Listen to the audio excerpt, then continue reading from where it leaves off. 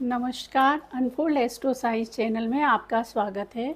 आज हम मान सम्मान के देवता, ज्ञान, वृद्धि, उन्नति और व्यवहार के प्रतीक बृहस्पति, जो कि अपनी राशि में वृषभ राशि में 9 अक्टूबर 2024 को वक्री हो रहे हैं। यह 4 फरवरी 2025 तक लगभग 119 दिन के लिए वक्री हो रहे हैं। वक्री होने पर यह पुनः रोहिणी नक्षत्र में विचरण करेंगे। तो हम जानते हैं कि बृहस्पति आखिर है क्या। बृहस्पति जो कि ज्ञान, सम्मान और व्यवहार के देवता हैं, इनको ये अत्यंत ही शुभ ग्रह हैं। बृहस्पति जब शुभ होते हैं तो जीवन में बहुत उन्नति मिलती है और तरक्की होती है, प्रतिष्ठा बढ़ती है, संपत्ति बढ़ती है। बृहस्पति को पीले रंग से देखा जाता है। बृहस्पति की शुभता का आप इसी बात से निर्णय कर सकते हैं कि बृहस्पति की दृष्टि में अमृत होता है। यह जिस भाव को देखता है उसको सुख और संपत्ति से भर देता है। तो आज हम जानने का प्रयास करेंगे कि विभिन्न राशियों की बृहस्पति का किस तरह से प्रभाव होगा। हम इसको प्रायः लग्न से और चंद्र राशि दोनों से ही आप अपनी कुंडली में देख सकते हैं। हम यहाँ पर आपको लग्न से बता रहे हैं। अगर आपको अपना लग्न पता नहीं है तो आप अपनी कुंडली में इसको चंद्र राशि से भी देख सकते हैं। बृहस्पति मेष राशि के लिए दूसरे भाव में वक्री हो रहे हैं तो बृहस्पति का जो गुण होता है कि उसका जो प्रभाव होता है वक्री होने पे और अधिक बढ़ जाता है। तो आपके लिए शुभता में और अधिक वृद्धि होगी। हो सकता है कि आपका बैंक बैलेंस बढ़े, आपको मान सम्मान प्राप्त हो, आपका पारिवारिक स्थिति जो है वो अच्छी उन्नति हो। ये यहाँ से बैठ के 8वें भाव पर दृष्टि, 7वीं दृष्टि डालेंगे तो 8वें भाव में भी खुशी और संपन्नता भर देंगे। हो सकता है कि आपको कोई नया लोन, जो कि आपने कभी लोन के लिए अप्लाई किया है तो आपको लोन मिल सके। तो मेष राशि के लिए 5वीं और 9वीं दृष्टि भी अत्यंत शुभ है। तो बृहस्पति आपके लिए अत्यंत शुभ कारक है और हो सकता है और ये आपके लिए धन की वृद्धि करने के लिए ही इस भाव में आ रहे हैं। अब हम वृषभ राशि के लिए बृहस्पति के वक्री होने के प्रभाव को देखते हैं कि वृषभ राशि के लिए वक्री बृहस्पति लग्न में ही वक्री हो रहे हैं। तो लग्न में वक्री होना मतलब इंसान की पर्सनैलिटी में वृद्धि होगी। हो सकता है कि इंसान नए नए अपने लिए नए नए कार्यक्रम बनाए। हो सकता है कि वो जिम जाना शुरू करे, अपने स्वास्थ्य के प्रति गंभीर हो जाए। और इनकी दृष्टियों में तो अमृत है ही, जो कि 5वीं और 9वीं दृष्टि है, क्योंकि इनकी कुंडली के 5वें और 9वें भाव पे बढ़ रही है। तो यह धर्म त्रिकोण है। तो हर तरह से बृहस्पति इनके लिए अनुकूल है। ये जो चाहे वो काम कर सकते हैं। बृहस्पति इनकी जीवन में समृद्धि ही ला रहा है इन 119 दिनों के लिए। अब मिथुन राशि के लिए बृहस्पति 12वें भाव में वक्री हो रहे हैं और इसका प्रभाव 6ठे भाव पर पड़ रहा है। 6ठे भाव को ये पूर्ण दृष्टि से देख रहे हैं। तो हो सकता है कि बहुत दिनों से आपकी जो कोई लंबी बीमारी चली आ रही है, जिसका कि आपको अभी तक इलाज नहीं मिल रहा है, तो हो सकता है कि इलाज मिल जाए। शुभता में वृद्धि का कारण यह है कि बृहस्पति जब भी वक्री होते हैं तो वक्री होने से किसी भी ग्रह का जो शुभ गुण होता है वो बहुत ही अधिक बढ़ जाता है। तो बृहस्पति तो खुद ही एक शुभ ग्रह है, जो कि जीव कारक भी है, ऑक्सीजन के भी कारक हैं। तो इंसान के स्वास्थ्य में हो सकता है कि हो जाए। जो कि बहुत पुरानी बीमारी थी, कोई कोर्ट केस चला आ रहा था, कोई विवाद जो कि न्यायालय से जुड़ा हुआ था, अतः उन सब में संभावना है कि आपको सुधार देखने को मिले और शुभता प्राप्त हो। बृहस्पति मिथुन राशि के लिए भी देखा जाए तो उनके 6ठे और 12 का एक्सिस बना रहा है, तो उनके लिए अच्छा ही है। अब कर्क राशि के लिए कर्क राशि के लिए कर्क राशि के लिए जो बृहस्पति है वो उनके 11वें भाव में वक्री हो रहा है। तो 11वां भाव तो अपने आप में ही गेन का भाव है, तो उस भाव में अगर बृहस्पति वक्री हो रहा है तो वो तो आपको धन से भर देगा, मान सम्मान से भर देगा। हो सकता है कि परिवार में आपकी प्रतिष्ठा बहुत अधिक बढ़ जाए, आप इतने प्रतिष्ठित हो जाए कि समाज में आपको जाना जाने लगे, धन की वृद्धि होगी और कई तरह से ये बृहस्पति आपको बहुत अच्छे परिणाम देगा, क्योंकि यह 7वीं दृष्टि से आपके 5वें भाव को देख रहा है।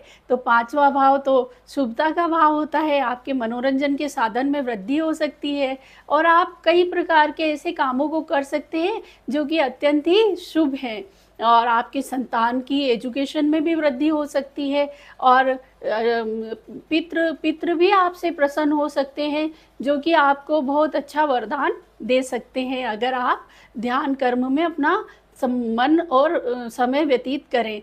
अब सिंह राशि के लिए यह उनके 10वें भाव कर्म के भाव में वक्री हो रहा है, तो वहाँ यहाँ पर से वक्री होकर ये आपके दूसरे और छठे भाव को 5वीं और 9वीं दृष्टि से देखेगा।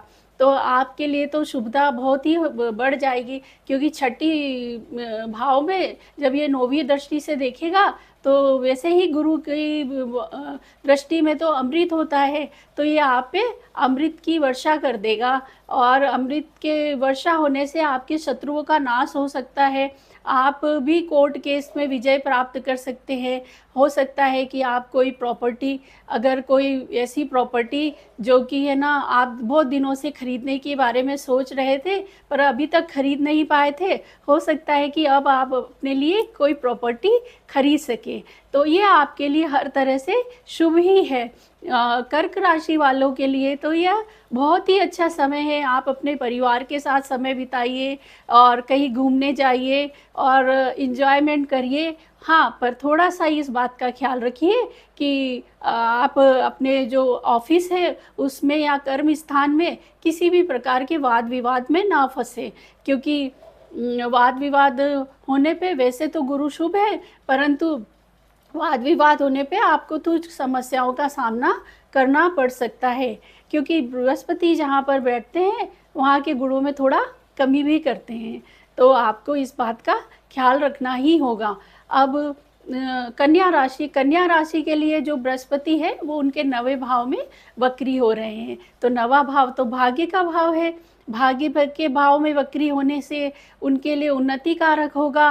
वो हो सकता है कि कोई अगर ऐसी एजुकेशन के बारे में सोच रहे हो जो कि डॉक्टरेट से रिलेटिव हो, एजुकेशन जो कि शिक्षा से रिलेटिव हो, या हायर एजुकेशन या लर्निंग के लिए अगर कोई व्यक्ति जाने के बारे में सोच रहा है तो ये समय उसके लिए अति उत्तम है। भाग्य उसका बहुत अधिक साथ देगा, क्योंकि 5वीं दृष्टि से ये आपके 5वें भाग और 9वीं दृष्टि से ये आपके 9वें भाव को, पहले भाव को देख रहे हैं, तो व्यक्ति की पर्सनैलिटी में भी उच्चता आएगी और वो उसके शुभ कर्म हैं बढ़ेंगे ही, कम नहीं होंगे। तो ये हर तरह से जो कन्या राशि है उसके लिए अति उत्तम समय है। तो कन्या राशि वाले इस समय में अगर चाहे तो भाग्य का साथ देगा। दिवाली का पर्व भी आ रहा है, तो हो सकता है कि दिवाली आपके लिए इतनी शुभमय हो कि आपके घर को और आपको खुशियों से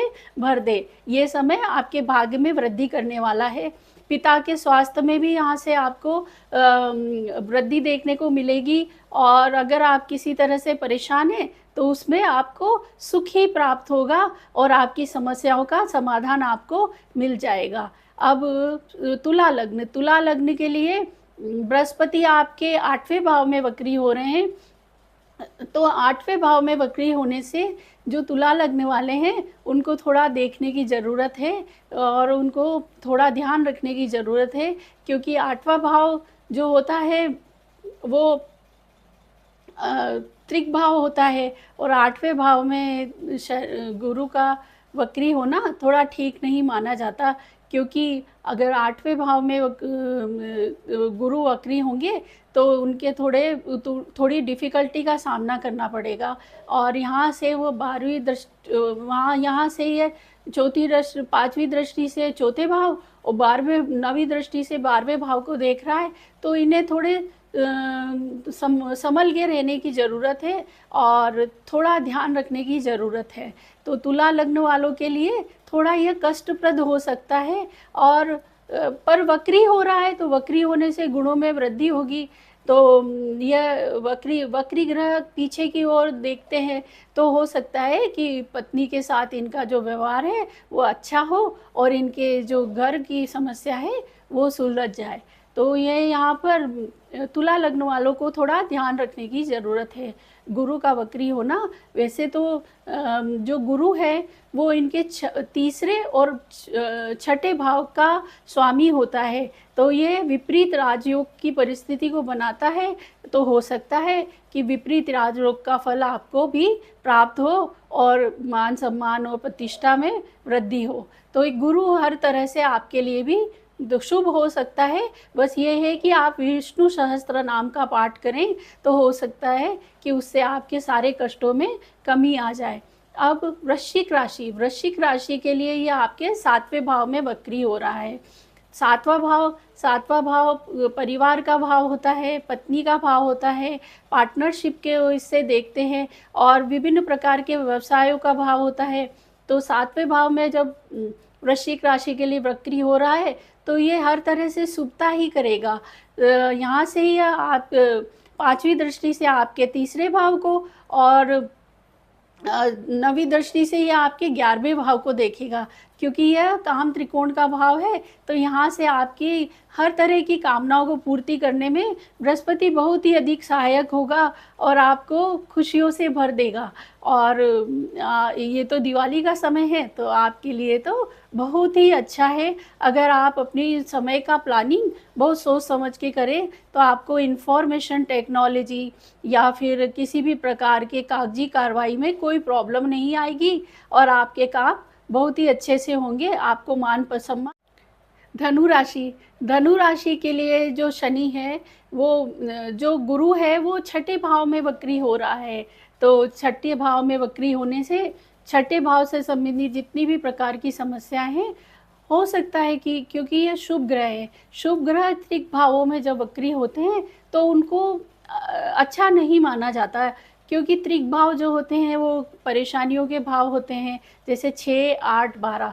तो 6, 8, 12 में शुभ ग्रहों को थोड़ा अच्छा नहीं माना जाता, परंतु गुरु यहाँ पर वक्री हो रहे हैं और गुरु तो अत्यंत शुभ है, किसी का बुरा नहीं कर सकते क्योंकि उनकी दृष्टियों में तो अमृत होता है।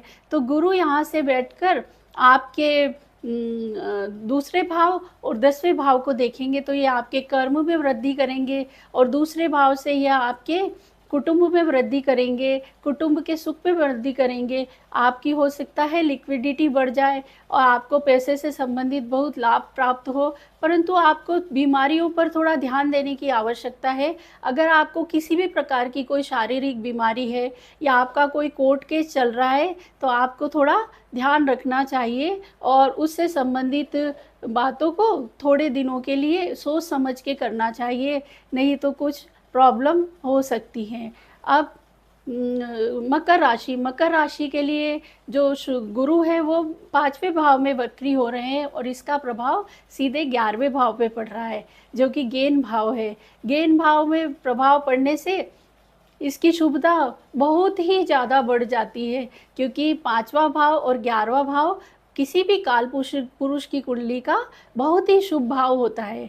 5वां भाव से हम हमारे सम्मान, हमारे परिवार, हमारे पुत्र, हमारी मतलब संपत्ति और हमारे आनंद को देखते हैं। ये हमारा पितरों का भी भाव होता है, तो इसकी पुण्यता से हमारी कुंडली में 4 चांद लग जाते हैं। तो आपके लिए तो मकर राशि के लिए तो गुरु का ये ट्रांजिट बहुत ही शुभ है और यहाँ से ये 11वें भाव को देख रहा है, तीसरे भाव को देख रहा, 11वें भाव को देख रहा है और नवे और फर्स्ट भाव पे इसकी दृष्टियां पड़ रही है, तो आपके लिए तो सोने में सुहागा है। मकर राशि के लिए गुरु का वक्री होना अत्यंत ही शुभ है। अतः आप जो भी प्लानिंग कर रहे हैं, ये समय आपके लिए अति उत्तम है। आप इसमें कोई भी कार्यों को अच्छे से कर सकते हैं।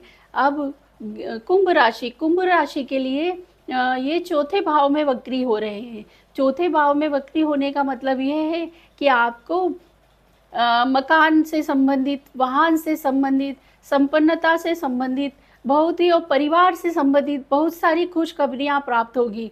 और हो सकता है कि आपको कोई गुड न्यूज़ ऐसी मिले जो जिसकी प्रतीक्षा आप बहुत दिनों से कर रहे थे। तो आपके लिए भी यहाँ पर ट्रांजिट बहुत ही शुभ है।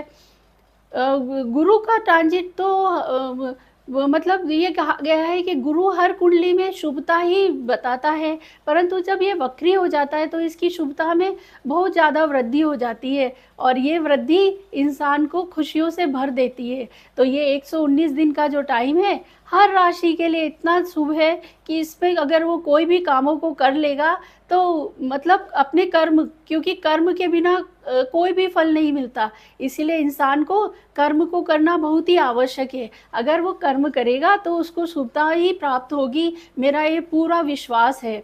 तो कुंभ राशि के लिए जो गुरु है वो चौथे भाव में वक्री हो रहे हैं, तो चौथे भाव से संबंधित जितनी भी शुभता है उनको प्राप्त करने में कोई कठिनाई नहीं आएगी। यहाँ से ये थोड़ा आठवें भाव को देख रहे हैं, आठवें भाव पर अपनी परंतु ये शुभ दृष्टि डाल रहे हैं, क्योंकि जो गुरु की दृष्टि होती है वो इतनी शुभ होती है, तो शुभ दृष्टि डाल रहे हैं। तो हो सकता है कि आपसे विदेश से संबंधित अगर आपने कोई काम छेड़ा है या विदेश जाने की आपकी कोई इच्छा है तो उसको ये ज़रूर पूरा करेंगे कि वो दूर की यात्रा करवाएंगे आपको, तो आपके लिए शुभ है। बृहस्पति का ये गोचर आपके लिए शुभ है।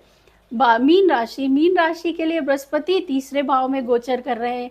तीसरा भाव एफर्ट का भाव होता है, एफर्ट होता है, हमारा पराक्रम होता है, हमारी लेखन होता है, हमारी सोच होती है। हम जो भी सोचते हैं वो बृहस्पति इसी भाव से सोचने का काम करता है।